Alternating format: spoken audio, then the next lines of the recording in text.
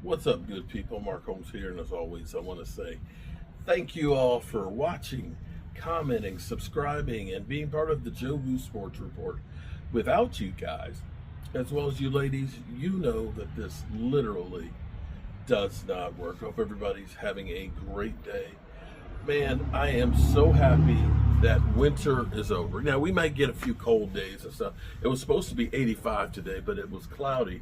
I don't think it got anywhere near 85, but it was definitely a lot warmer. I got outside doing some work, and look behind me. That pear tree right there that does bear fruit. In fact, my mom canned some of the pears. Is beginning to bloom, and it looks beautiful out here. There's a little cool breeze, and this is what I love about the Shenandoah Valley is no matter how warm it gets during the day, at nighttime the humidity gets down and you get this coolness. It might be 90 in the day, but it'll get down in like the 50s at night, and it's just like you open up the windows and just let the air just blow through. One of the amazing things about this red brick house is the way it's built. The sun comes up on that side of the house in the morning, lights the place, and it's lit all day until the sun sets over there. And it seems like the air is a natural flow through the house. It comes right through the front door, right on upstairs, natural convection and stuff. Even before we had HVAC, it could be 90 outside, and it'd be about like 78, 80 degrees inside. They knew what the hell they're doing. Nothing like knowing what you're doing. And that brings me to the Dallas Cowboys. I'm not the draft expert. I can tell you that right now. But here's what I know. The Cowboys are usually pretty good at finding an impact player for the most part. The last 2 years, we have not gotten that impact player. But we do pretty good with getting some players. The last couple of years, Schoonmaker, number 2, has been leaving you wanting. Mozzie, a guy who I think will actually break out this year because defensive tackles, one techniques generally are better older. You know, we usually end up signing guys that are in their 30s. So Mozzie has a long ways to go from there. I mean, you know, Dontari Pose and Hankins and Lenville Joseph and Calais Campbell's. Those guys take time of seasoning. So I'm not so worried about it. I think he's going to have a really good year this year. Schoonmaker started coming on. But we have a problem here. And I keep hearing all of these trade proposals of the Cowboys are going to move up. I don't see how that works. I don't see how that works unless, the only way I see it working by taking multiple picks and moving up in the high end. Now, that's not to say you don't take a 5th and a 6th and move up in the 4th. I'm okay with something like that because you got better odds for that guy in the 4th round than you do the guy in the 6th. I'm okay with something like that. But when you start saying we're going to take our first pick and our second and our 5th, you know, and saying we're going to take 3 picks to try and get one guy, that ain't going to work, bro. We truly need a stud wide receiver. We need another one. And, you know, a lot of people say we need another offensive lineman. I will say, here's what I'm going to say. It's the chicken and the egg. Right now, if you tell me which one would you have to say to get, a stud offensive lineman or another wide receiver, I'm going to say it's going to have to be wide receiver. And here's why.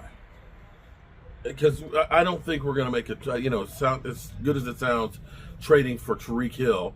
I don't think the Cowboys are going to take on $30 million for the next 2 years for each year. I don't think that's going to happen. And draft capital, unless it's like a 3rd round pick. But here's what I know.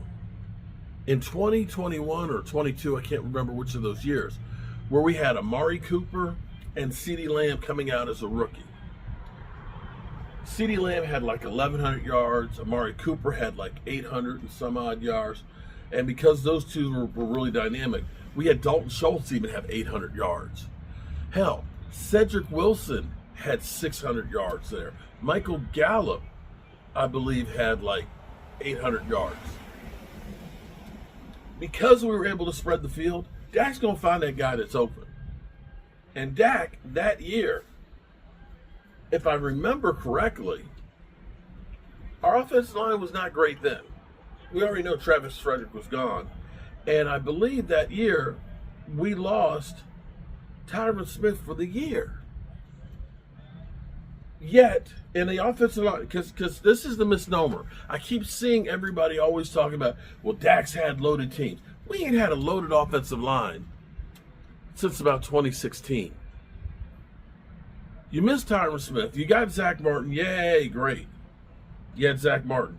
This is before you got Tyler Smith. You got chopped liver. You got guys like Terrence Steele, Biotish, and we literally were having like Jason Peters filling in and Chume Goda. That's not a loaded team. But yet Dak was able to play well. Now, I will also preface this that Zeke Elliott was averaging 4.2 yards a carry, got 1,000 yards, and I think Tony Pollard had like 700. So you had a decent running attack, and you had the multitude of weapons without a great offensive line.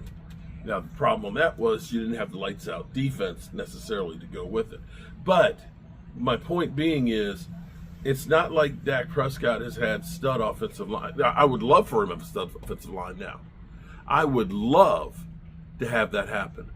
But we know what it's like without receivers. If you think back to when we had Cole Beasley, Terrence Williams, Alan Hearns, that year we had a decent offensive line, but we didn't have anybody to catch the football.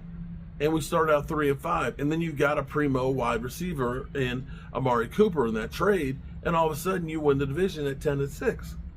So you've got to get that other wide receiver. And we have not replaced that guy since we got rid of Amari Cooper. And that has to be the biggest mistake that the Cowboys made over the last 5 years. I'm sorry. That mistake we have not been able to make up for yet. We just have not.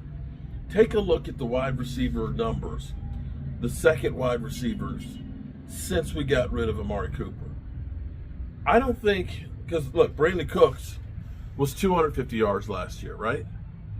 I think he was 600 because we had CeeDee Lamb was 1,700 yards, and then the next guy was 600. Now, we've had Dalton Schultz had 800 one year, and Fergalicious had, I think, 800, okay? But I don't think anybody else, now correct me if I'm wrong, since we got rid of Amari Cooper, we have not had any wide receiver more than 600 yards. Think about that for a second. Your second wide receiver, since we got rid of Amari Cooper, has not had more than 600 yards.